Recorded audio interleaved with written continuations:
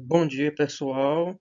Meu nome é Manuel José Cordeiro da Silva, né? Sou técnico em agropecuária pelo Instituto Federal de Pernambuco, Campus Belo Jardim, e especialista em magistério infantil e nutrição e alimentação animal.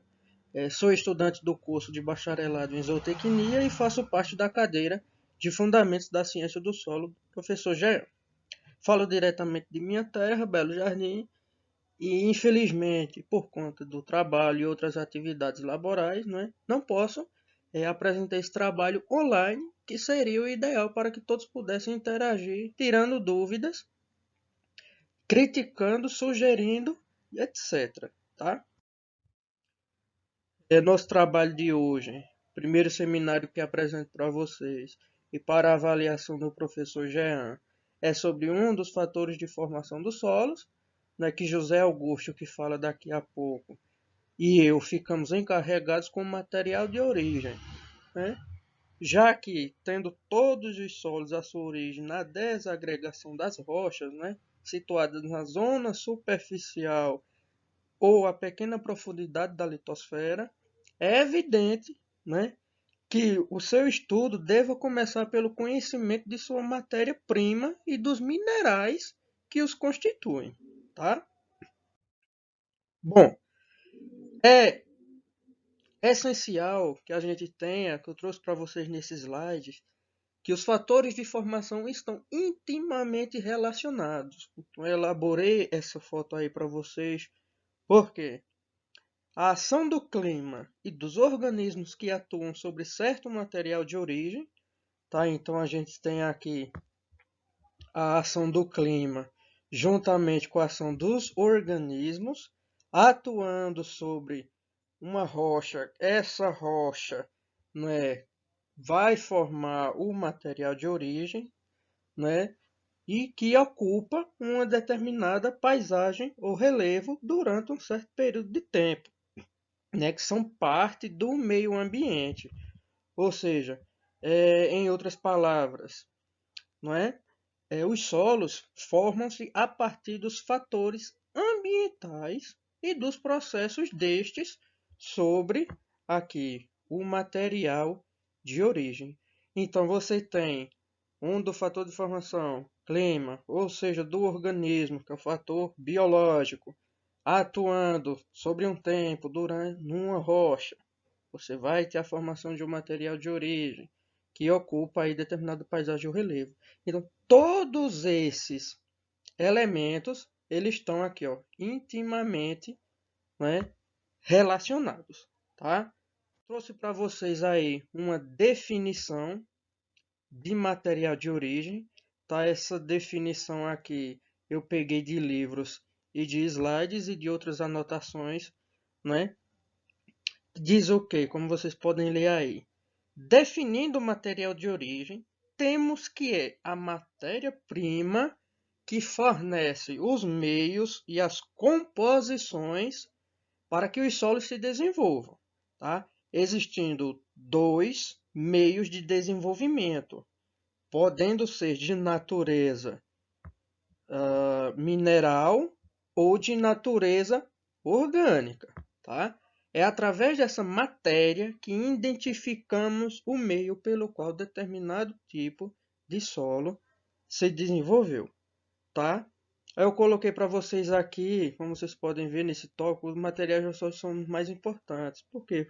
Por ocuparem, né, extensões consideráveis, né, os materiais de origem, ah, os materiais rochosos são os mais importantes, né, e abrangem os diversos tipos conhecidos de rochas, como veremos posteriormente.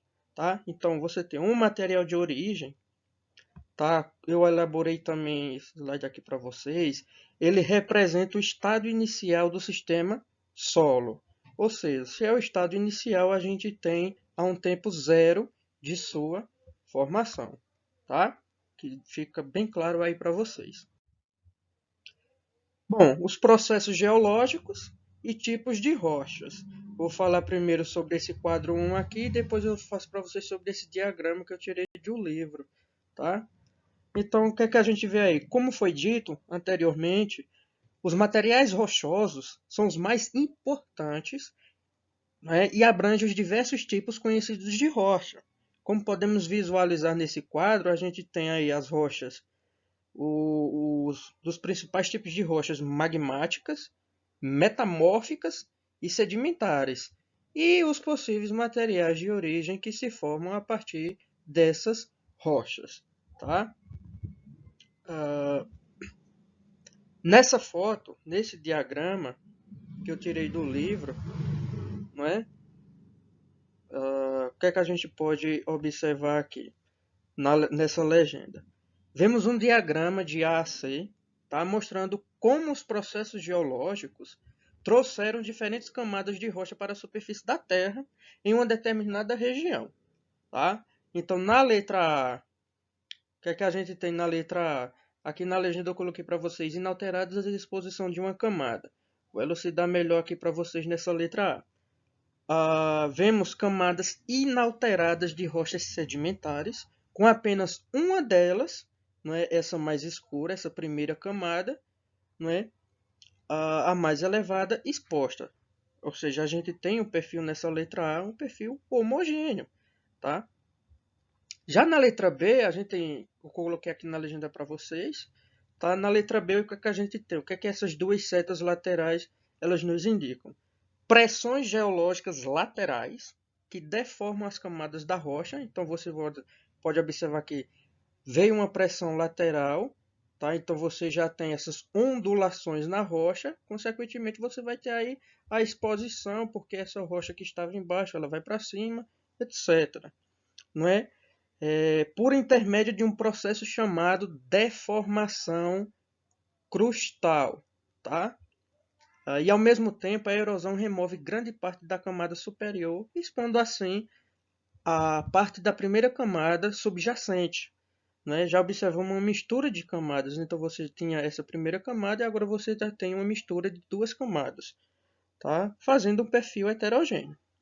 Já na letra C, o que é que a gente tem na letra C? Observamos pressões localizadas, então você tem pressões laterais e você tem esse terceiro módulo de pressão aqui, tá? Ascendentes que causam modificações em todas as quatro camadas, expondo mais de duas camadas subjacentes. Então você tem apenas uma camada, você já teve um perfil aí com duas camadas e agora você tem uma mistura de camadas de rochas na superfície terrestre, tá? Fazendo um perfil cada vez mais diversificado. Aí eu coloquei para vocês exposição de quatro camadas é igual ao material de origem. Por quê?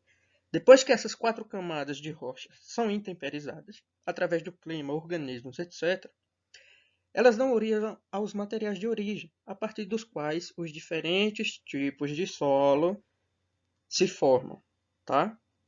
Podem se formar. Espero que tenha ficado bem claro. Aí também eu tirei do livro, né, do Dr. Igor, fontes dos materiais de origem ou rocha-mãe dos solos brasileiros. Então aqui você tem o mapa brasileiro e aqui você tem a legenda dos principais rochas, né, de onde os materiais de origem eles podem se formar, certo?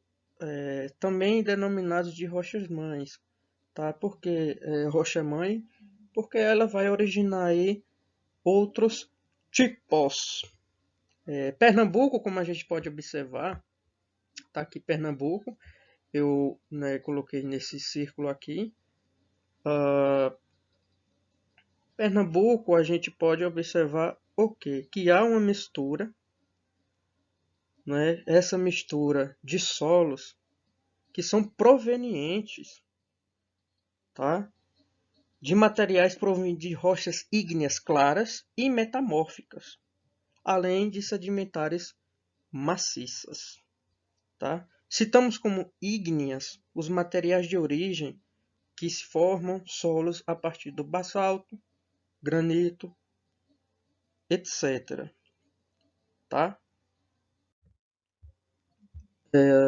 Quanto à natureza do material de origem, né, quanto ao escopo do material de origem, eles podem ser de rocha subjacente. Essa letra B aqui é daquela figura que eu mostrei para vocês né, do diagrama, provindos da rocha subjacente, isto é, formados no local da rocha, como se fosse um manto residual intemperizado, não é? Podem ser provindos de materiais erodidos, não é? Que tipo de material de origem? Transportados do local onde se formaram, para serem depositados em outro lugar. Esse transporte ele pode ser através da chuva, ele pode ser através da gravidade também, tá? Também por meio dos sedimentos formados quando esses materiais são transportados e ainda podem ser materiais de pedogênese anterior, isto é, de materiais que sofreram mudanças em sua formação e que esse processo proporcionou os meios para os quais um solo poderá se formar. Então a gente tem quanto à natureza, ele pode ser in situ, da rocha subjacente, ele pode ser transportado, ele pode ser carregado e ser depositado em algum lugar, ou ele pode ser provindo de outra pedogênese. Quanto à classificação do material de origem, temos que, embora sejam classificados por suas propriedades químicas e físicas, tá? Eles também podem ser classificados de acordo com o modo com o qual foram depositados. Tá? O material de origem ele pode ser classificado de acordo com o local de sua formação, né? E o meio pelo qual ele foi transportado, seja pelo gelo, seja pela água, seja pelo vento e gravidade. E, por fim, temos a classificação do material de origem proveniente do acúmulo de plantas, sendo do material orgânico que gera aí, consequentemente, solos orgânicos. Tá? Então você tem um acúmulo de plantas em um determinado lugar, com o passar dos anos, né, você vai ter o processo de formação do solo, formando aí um solo mais orgânico possível. Tá? Na figura, vemos como os vários tipos de materiais de origem são formados, né, transportados e depositados. Como vocês podem observar, são as vias de formação, transporte e depósito dos materiais de origem. Também foi retirado de um livro essa figura, tá? E está lá nas referências se vocês quiserem acompanhar esse livro, baixar esse livro, tá? Então, o que é que a gente pode observar aqui? Eu mostrei para vocês as plantas, né, depositado em áreas úmidas. Esse acúmulo de plantas forma aí materiais de origem orgânicos.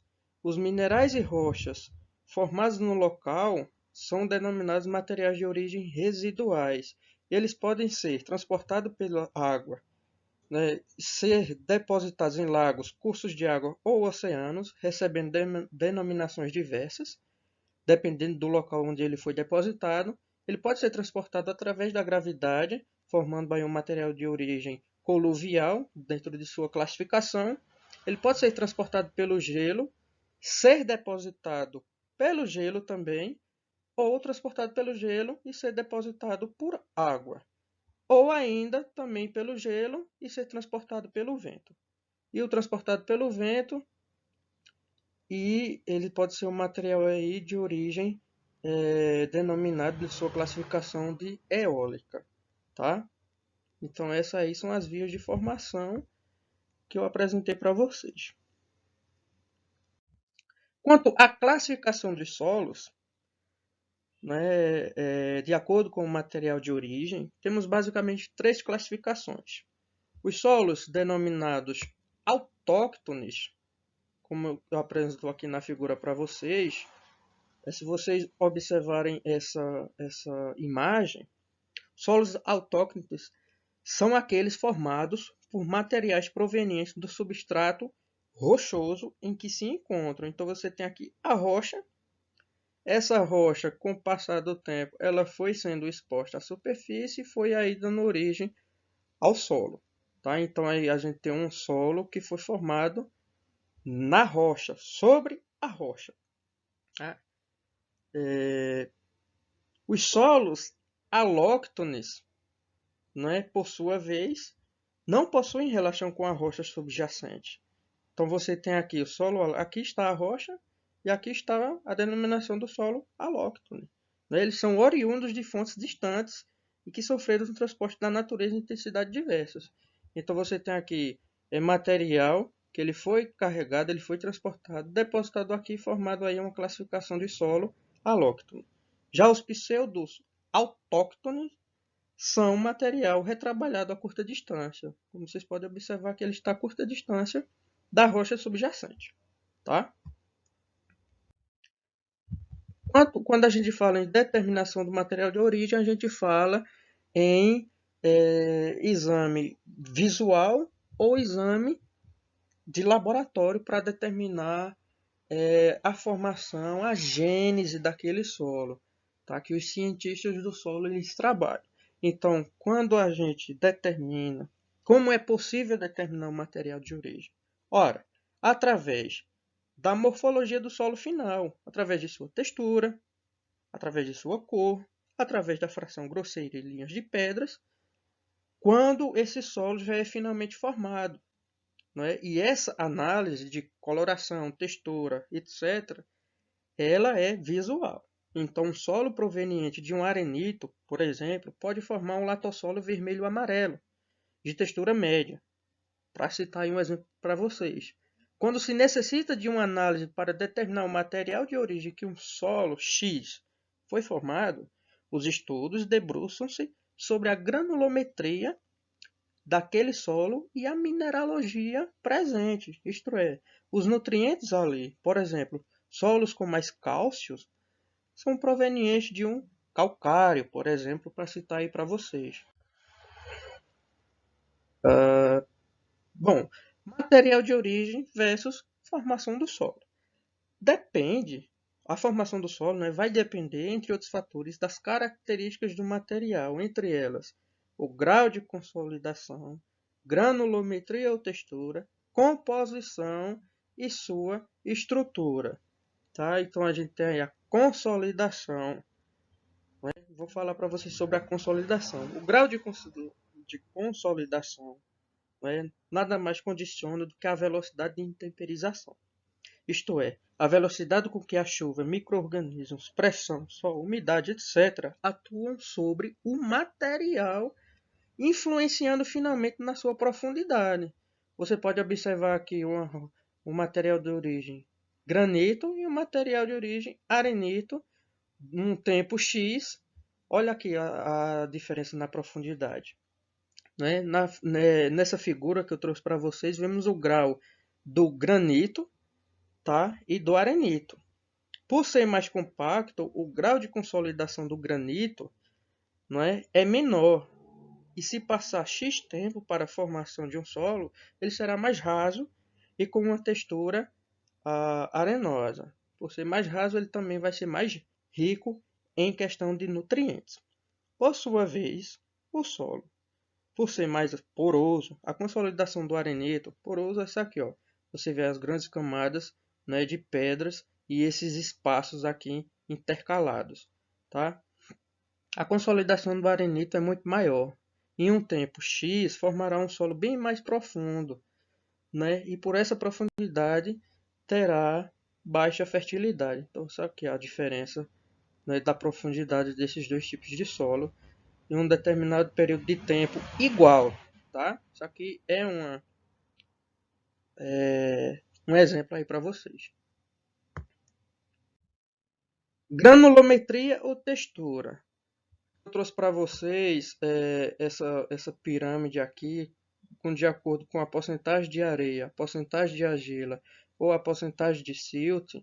A gente tem aí a classificação desses solos. Pode ser um solo mais arenoso, se ele tiver pouca argila, muito silt e tiver uma porcentagem de areia maior. Pode ser argiloso se tiver aí de 40 a 60% de argila, 40 a 60% de silt e uma porcentagem de areia aí razoável, enfim, etc. Tá? A granulação está associada à composição mineralógica da rocha-mãe e determina a textura final do solo. Nessa foto aí, por exemplo, o arenito é rico em silício, que o tamanho das partículas são menores. Você pode observar, possui uma textura mais arenosa, como mostrado aí na pirâmide. Por sua vez, o basáltico é rico em minerais ferro-magnesianos, origina solos com textura argilosa, tá? Vemos também o tamanho das partículas que influenciam na profundidade do solo. Você vê aí o basáltico, a granulometria muito menor em comparação com a do arenito, certo? A composição química. Todo solo derivado de uma rocha rica, como o basalto, é naturalmente fértil? Ora, depende do grau de relação com o material de origem, não é? Em detrimento com o tempo. Em geral, uma rocha rica forma um solo fértil, não é? Mas desde que esse solo seja um solo jovem, como por exemplo um basalto que possui teores elevados em cálcio, ferro e magnésio, que serão disponibilizados para serem absorvidos pelas raízes dos vegetais. Por outro lado, uma rocha pobre quimicamente como o arenito forma um solo com baixo teor de nutrientes. Tá? Desse ponto, tiramos que quanto maior o tempo de atuação dos processos e fatores de formação, menor será a relação entre o material de origem e o solo.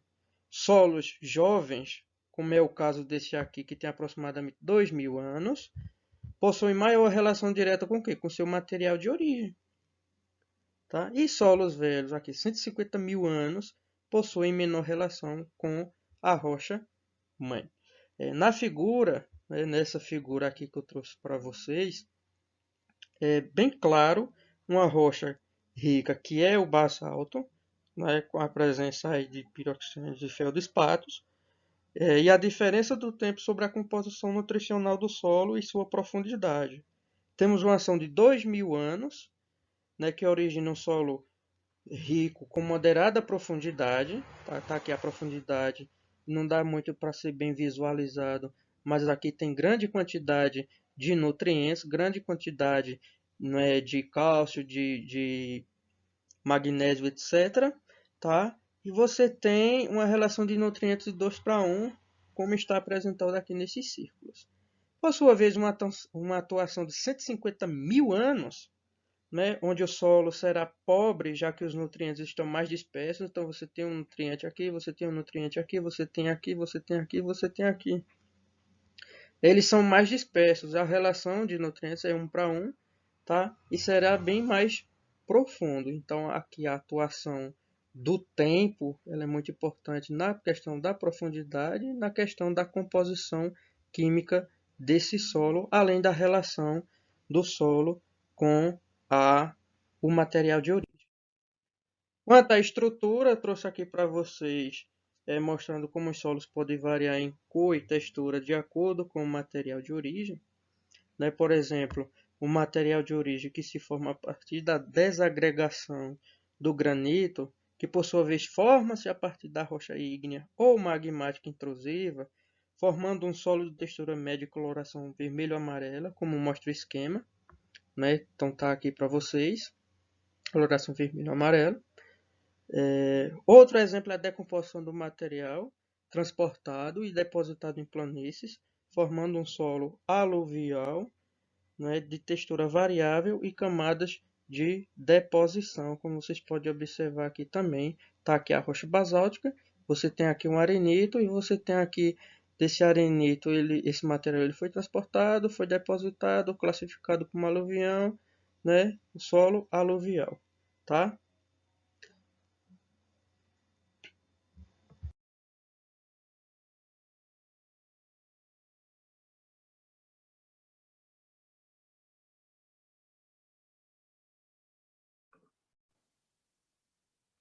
Bom dia, o meu nome é José Augusto Gomes Filho, sou estudante de zootecnia pela Universidade Federal Rural de Pernambuco.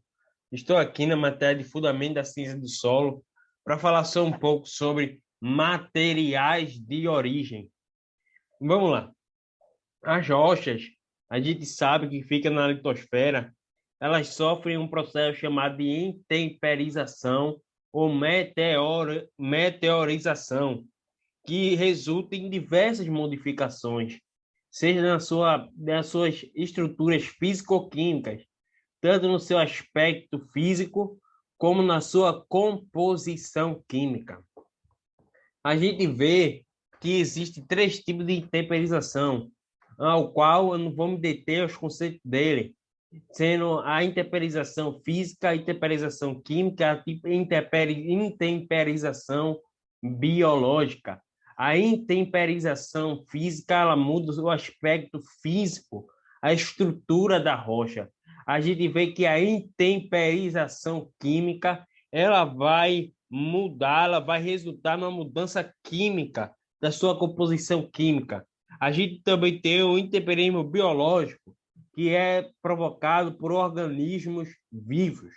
A gente vê que a rocha vai sofrer um longo e intenso intemperismo de clima, um longo e intenso processo de intemperismo.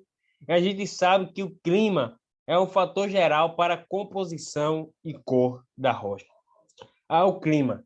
O clima pode ser quente, o clima quente e úmido, ele vai provocar a lixiviação. O que é a lixiviação? A lixiviação é um processo um processo erosivo que ocorre em solos a partir da lavagem da camada superficial do solo, ou seja, vai levar os nutrientes daquele solo pelo escoamento das águas superficiais.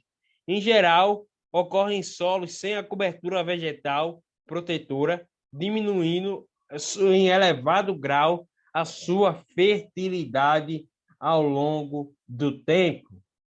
A gente pode perceber, pode ter uma noção que também tem a oxidação. A oxidação é a reação do oxigênio, com outro mineral. Com um exemplo mais conhecido é do oxigênio, que se oxida com ferro ferroso, que é o Fe2+. Quando combinado com oxigênio, ele é dissolvido na água, ele forma um ferro férrico, o Fe3+. E o ferro oxidado, com o qual vocês estão vendo aqui, ele vai provocar as cores vermelhas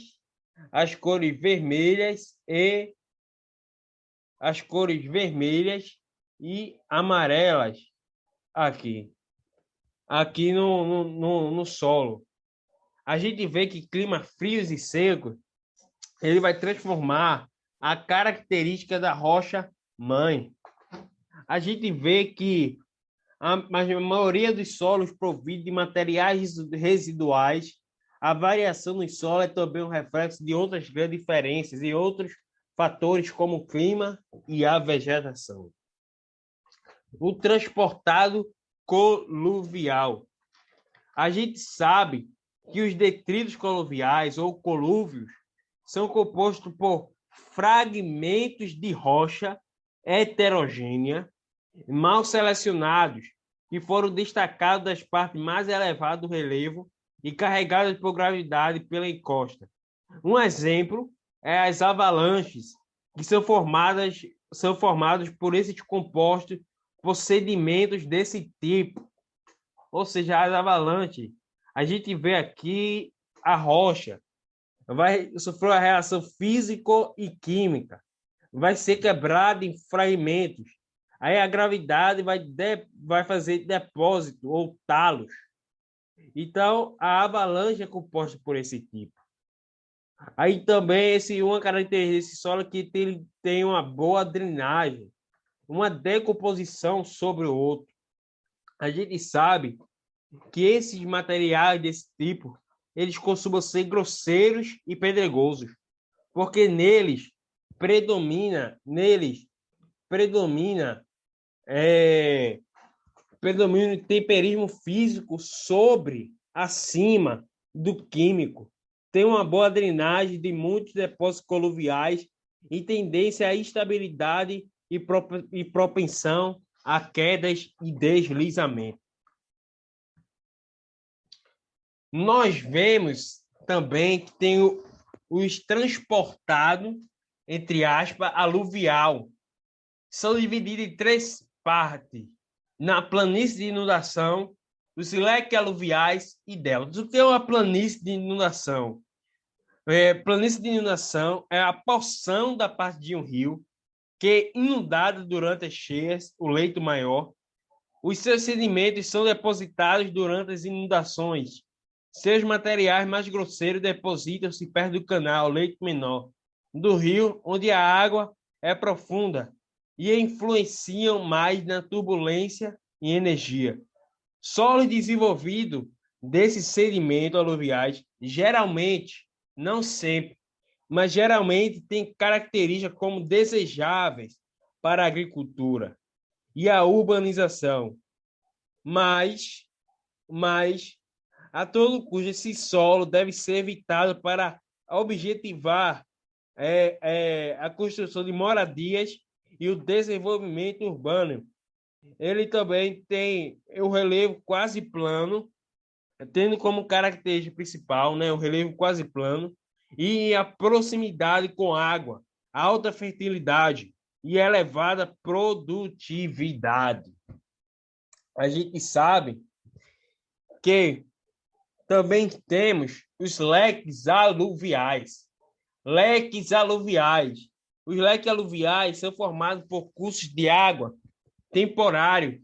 Eles formam, assim, um depósito de sedimento denominado leques aluviais. A água seleciona geralmente as partículas por tamanho. Primeiramente, cascalhos e areia grossa. Em seguida, materiais mais finos. Os solos são muitas vezes produtivos, embora pareça de textura bem grosseira.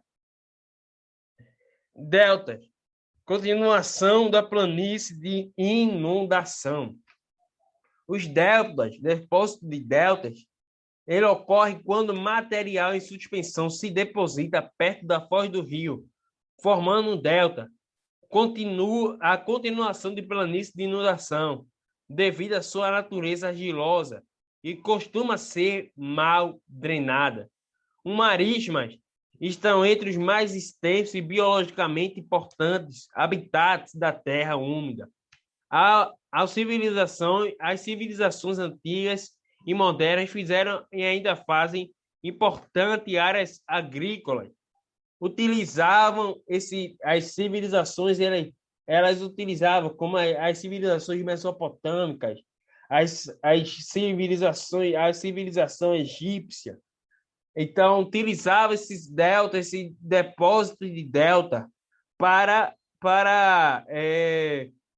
importantes áreas agrícolas, devido à sua natureza argilosa, mas ele costuma ser um pouco mal drenada.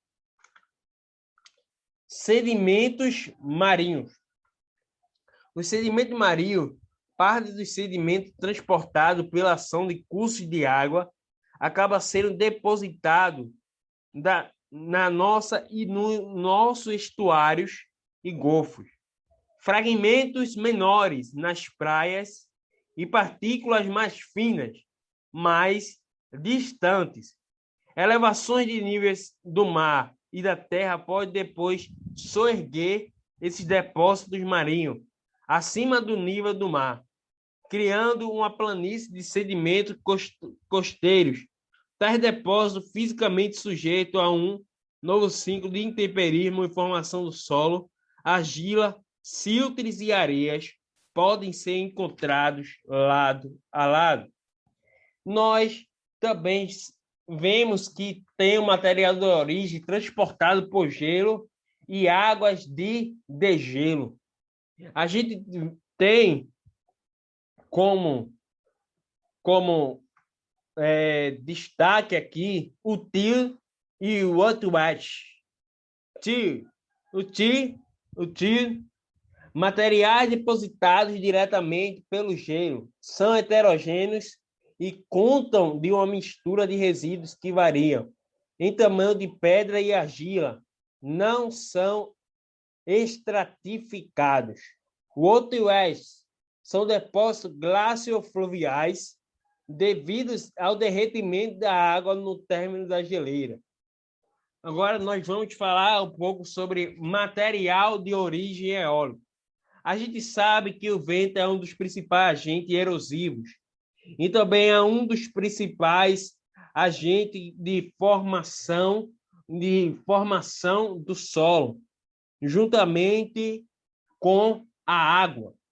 A gente vê que o vento pode carregar de forma mais eficaz o material do solo ou do regolito, que é chamado o produto da intemperização. É chamado de regolito ou manto de intemperização. A gente sabe que o material do solo, o de regolito, que está lá, que está solto, que está seco, está desprotegido pela vegetação. A gente sabe que quanto menor as partículas, mais longe o vento consegue carregá-lo. Quanto mais leve também.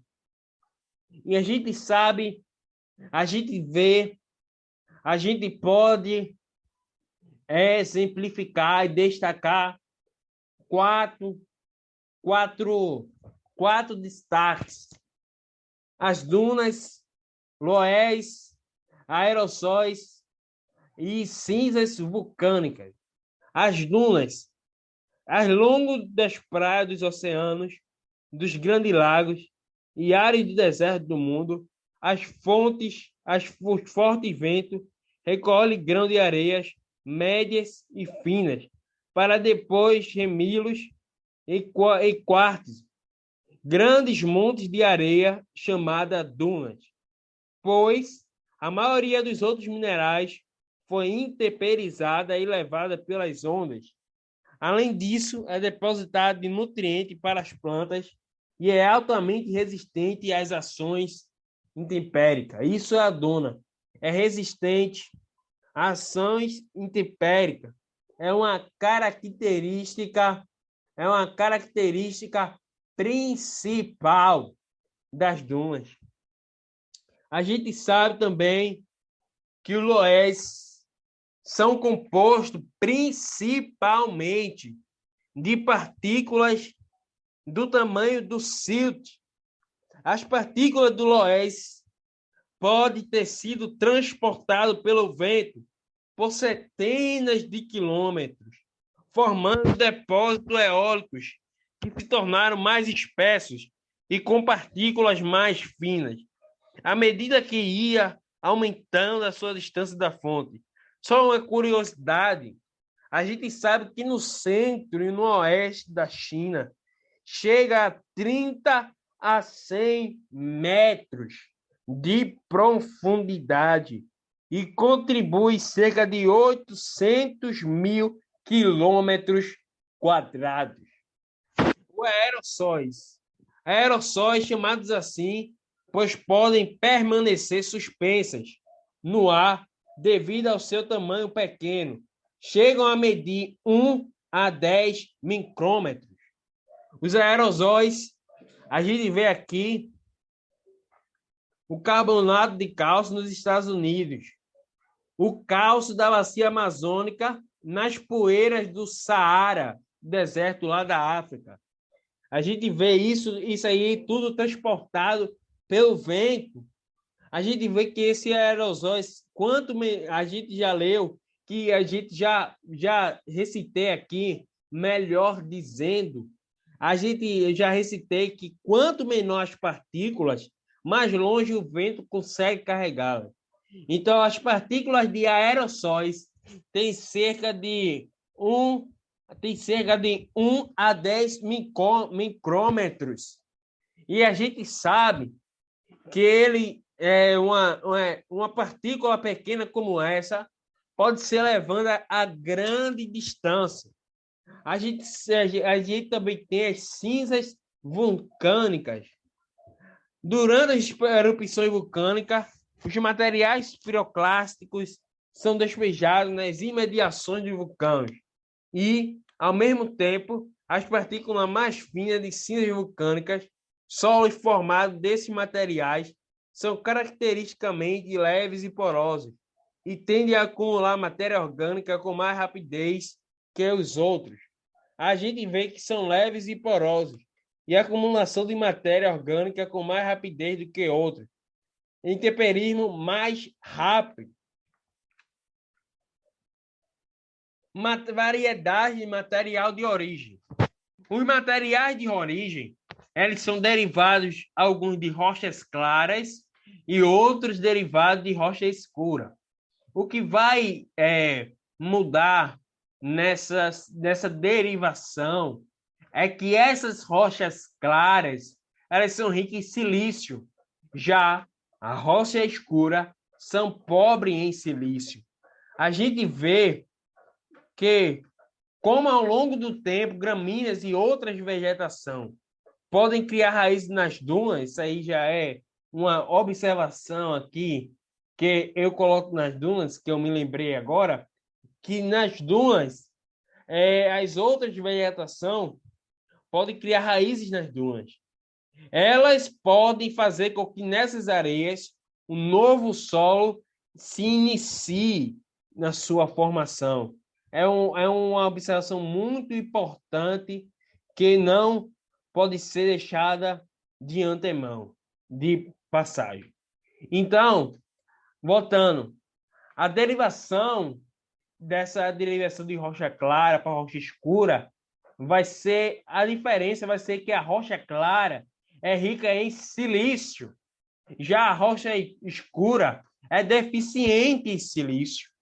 A gente sabe que as rochas claras a gente pode destacar hoje aqui que formam-se pela consolidação do material vulcânico magma rico em silício, ou pelo metamorfismo deste, ou de rochas sedimentares, também ricas em silício, ou pelo metamorfismo deste, ou de rochas sedimentares.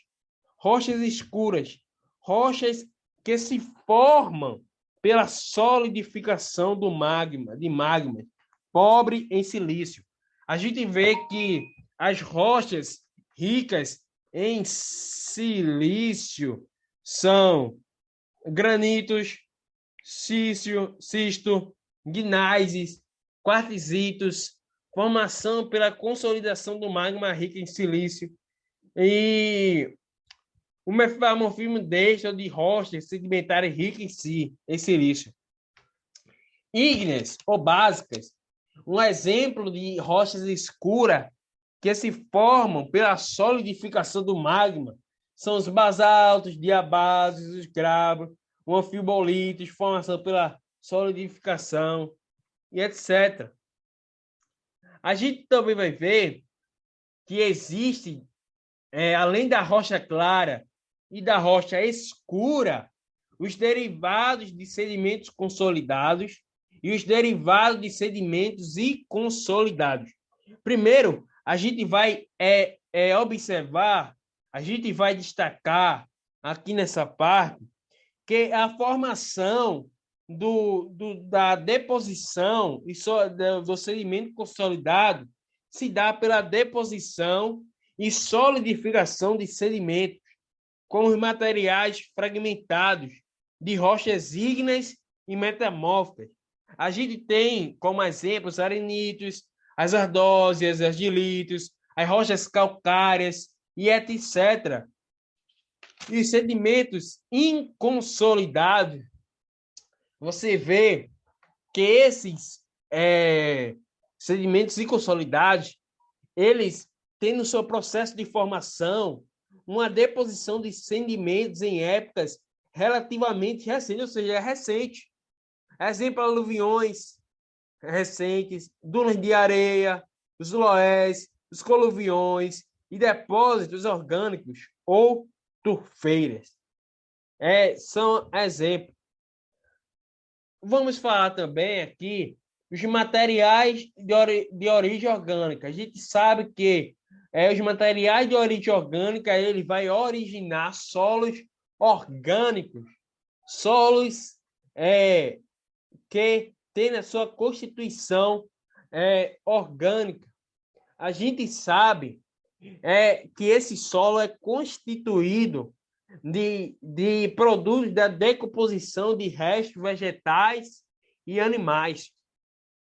A gente pode ter ideia que esses materiais se acumulam em pântanos, marismas, brejos e outros locais muito úmidos.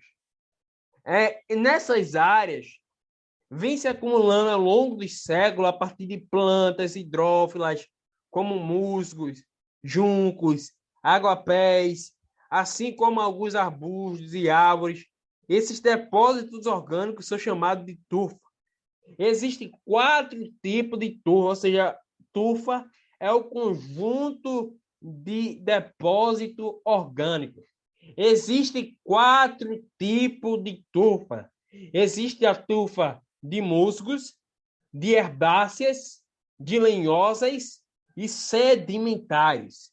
Eu vou especificar cada uma delas, vou dizer a característica de cada uma delas. As tufas de musgos, ela é proveniente de restos dos musgos, como o espângano, tem alta capacidade de retenção de água, por outro, tende a ser ácido. Tufas de herbáceas, provenientes de resíduos de plantas herbáceas, como taboas, juncos e aguapés, típicos de pântanos costeiros. A tufa de musgo, ela tem na sua composição que ela tende a ser ácida. Ou seja, o solo orgânico, do material orgânico, feita com tufas de musgo, a gente pode encontrar nela uma autoacidez, vai dar uma acidez para o solo. Então, é necessário, para se conseguir utilizar aquele solo, uma prática agrícola, primeiro, aumentar o pH do solo. Aumentar jogando o carbonato de cálcio, CaCO3. A gente vê que vai acontecer uma reação química no qual o carbonato de cálcio, que é um elemento de caráter básico, vai reagir com os elementos de caráter ácido dos musgos. A tufa de herbácea tem na sua característica, elas estão no pântano, né, lugares úmidos. A gente também tem a tufa de lenhosa, que é muito indicada para a agricultura. São formadas a partir de restos de plantas lenhosas, incluindo árvores e arbustos. Se transformam em solos agrícolas bastante produtivos, apreciados para a produção de hortaliças. Tufa sedimentar, proveniente de restos de plantas aquáticos e de material fecal de animais aquáticos. Não são apropriados para serem usados como solo agrícolas, a tufas sedimentares. Ela tem mais uma característica de retenção de H2O. Então, a gente vê que esses materiais de tufa sedimentar, elas têm um material altamente coloidais. Os componentes compostos de plástico.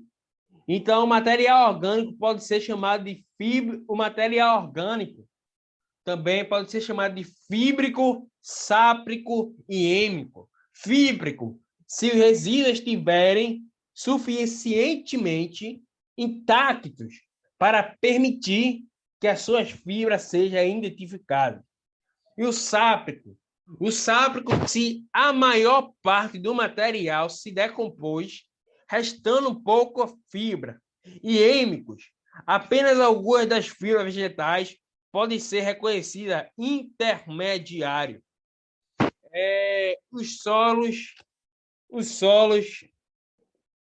material de origem mineral. A origina solos orgânicos é constituído de produtos de decomposição de restos vegetais e animais. Isso é uma observação dos solos orgânicos. A gente vê que há uma característica do solo orgânico, do material ainda continuando de origem orgânica, ela possui menor representatividade do que solos minerais. Elas também têm a característica de desempenhar uma importante função ecológica, como, por exemplo, regulando a disponibilidade de água, funcionando como uma esponja para o sistema.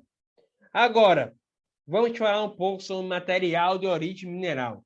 A gente pode destacar que a maioria dos solos com aptidão agrícola florestais são de origem mineral. Uma característica do material de origem mineral, elas são formadas através das rochas ou materiais retrabalhados. Quanto mais intemperizados é o solo, menos as características do material de origem são preservadas. Ou seja, vai ter uma mudança. A gente sabe que esses materiais que não satisfazem as condições para o material orgânico, a gente vê que também tem uma intensidade e o impacto do intemperismo. Mais intemperizado, como já mencionei, a preservação das características do material de origem vão ser baixas. A intensidade do temperismo decompõe as rochas. Depende da condição da rocha e do tipo do intemperismo, do clima, temperatura e umidade. Recapitulando, o que é uma rocha? Rocha é um agregado natural multigranular formado por um ou mais minerais. A gente vê que os minerais se diferenciam da rocha porque os minerais têm as suas características físico-químicas constantes e definidas. É uma coisa que a rocha não tem, porque a rocha pode sofrer uma intemperização e ser mudado a composição dos seus minerais físico-químicos e a sua estrutura físico-química. Existem rochas ígneas, sedimentares ou metamórficas. Elas sofrem transformação na composição mineralógica, estrutura e textura devido ao processo de recristalização. Sofreram ação do calor, ação química e pressão. Rochas ígneas ou magmáticas. Rochas ígneas magmáticas, elas têm a sua abrangência em 80% do planeta. Ela é derivada da solidificação do magma, a recristalização sem extravasar, as extrusivas, extravasamento da matéria de lava. A intrusão e extrusão, a diferença é cristaliza do magma sem atingir a superfície, e as extrusivas, extravasamento de matéria. A gente vê que ela pode ser máficas e félsicas. Félsicas, quando tem mais de 60% de dióxido de silício e coloração clara. E máficas, quando ela tem dióxido de silício, menos dióxido de silício, mais ferro e mais magnésio, como, por exemplo, das olivinas e dos piroxênios anfibólicos. A gente vê que as intrusivas ou plutônicas têm um resfriamento lento e os minerais são grandes. Já as extrusivas ou vulcânicas têm um resfriamento rápido e os minerais pequenos. Extrusiva e intrusiva, formando os solos. Os solos que derivam das extrusivas são os latossolos, os litossolos e os neossolos. Já da intrusiva são os cambissolos, os argilossolos e os xenossolos. Rocha sedimentar. A rocha sedimentar pode ser detríticas ou clásticas, classificadas à base da granulometria. As rochas sedimentares,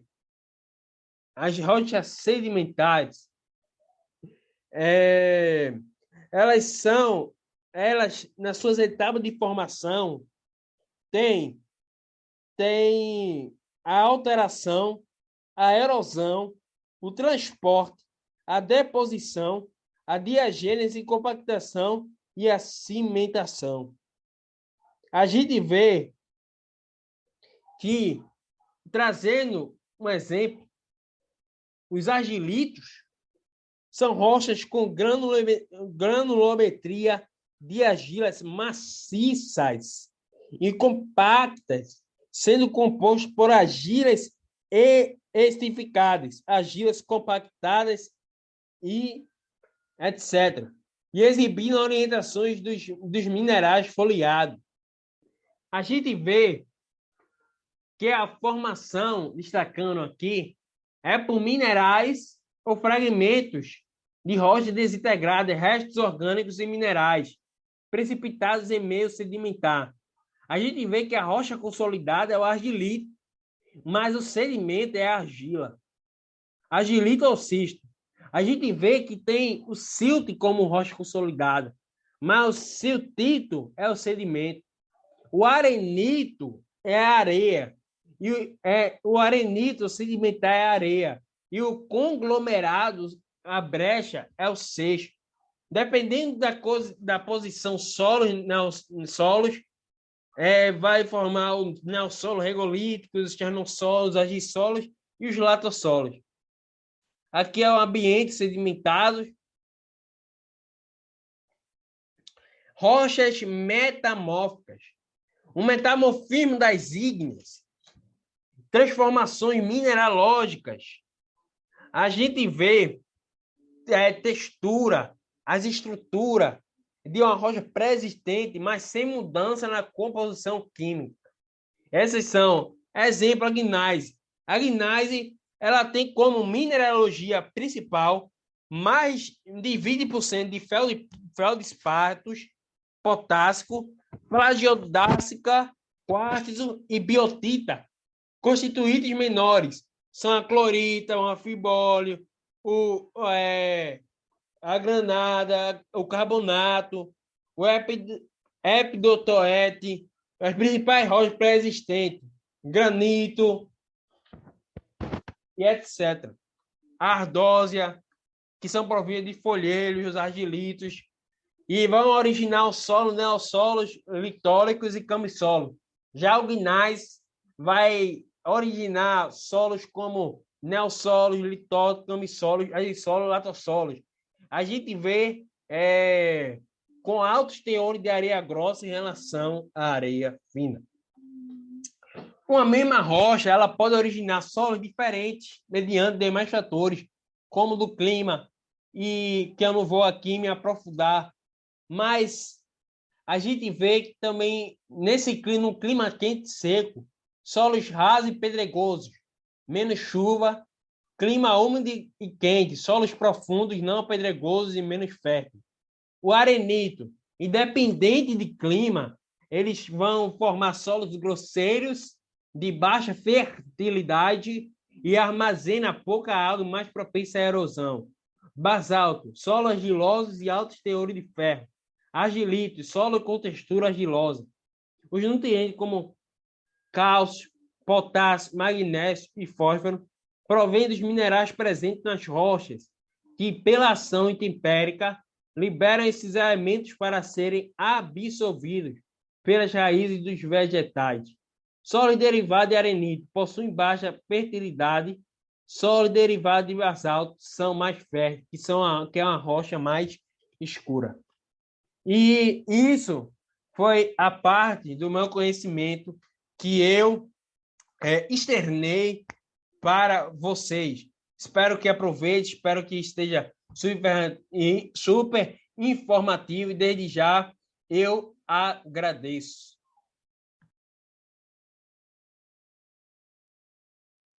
Bom, pessoal, né, aqui estão as referências que utilizamos para a realização desse seminário, né, e que, tirando as minhas anotações, minhas anotações no tempo de agroecologia lá no IF em 2016, primeiro ano lá, ou as anotações na aula de geologia do professor Igor no ano passado.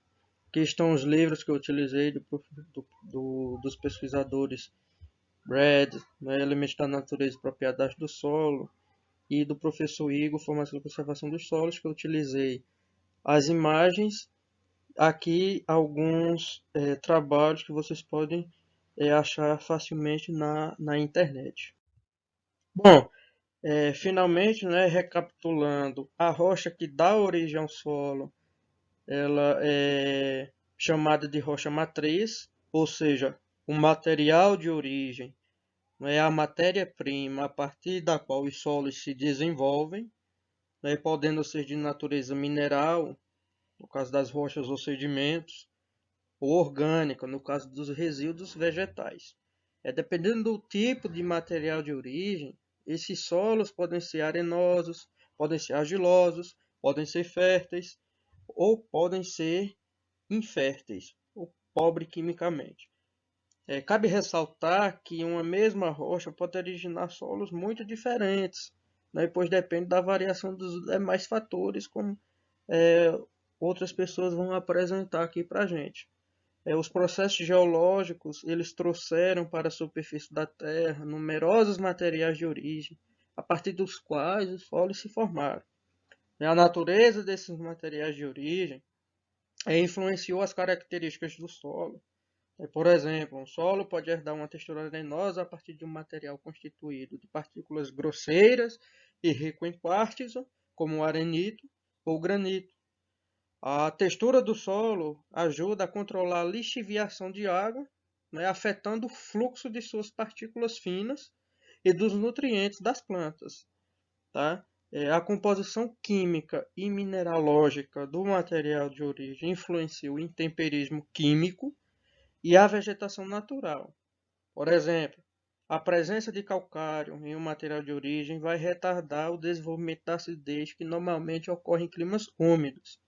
Tá? Ou seja, quando quem aí já cultivou grandes áreas, foi o meu caso, né, em Alagoas, no canavial, a gente fazia análise do solo, né, e determinava aí, através de alguns cálculos a quantidade de calcário a ser aplicada para diminuir a acidez, para né, elevar o pH, porque você sabe que um pH baixo é aí um solo ácido, né? E já com a presença de calcário ali, você vai ter aí, né, um retardamento do desenvolvimento de acidez nesses climas úmidos. Bom, espero que vocês tenham gostado. Esse é o fim do nosso seminário.